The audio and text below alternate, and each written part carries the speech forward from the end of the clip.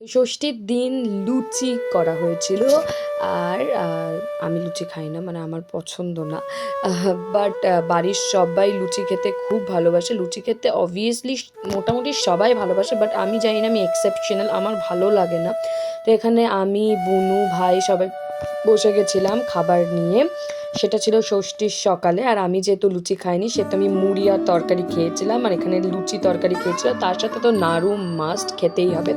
তারপরে রেডি হয়ে আমরা একটু বেরিয়ে গেছিলাম মন্দির যাওয়ার উদ্দেশ্যে, বিকজ আমাদের গ্রুপে সবাই মোটামুটি চলে এসেছিল। তারপরে আমাদের মন্দিরে দেখলাম লাইটিংয়ের কাজও দিয়ে দিয়েছে, যেটা কি খুবই সুন্দর হয়েছিল। তারপরে আমি তোমাদের সাথে আমাদের ছোটো মার সাথে দেখা করিয়ে দিলাম। এই দেখো, এটা হচ্ছে আমাদের ছোটো মা, মানে এটা হচ্ছে আমাদের বাড়ির ঠাকুর।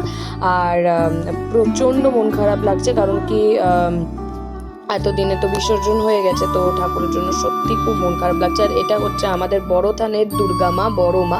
তারপরে আমরা খেলে নিলাম একটু উনো নো মার্সি, যেখানে খুব মজা হয়েছিল। তারপরে বড় থানের লাইটিংগুলো তোমাদের সাথে শেয়ার করে নিলাম।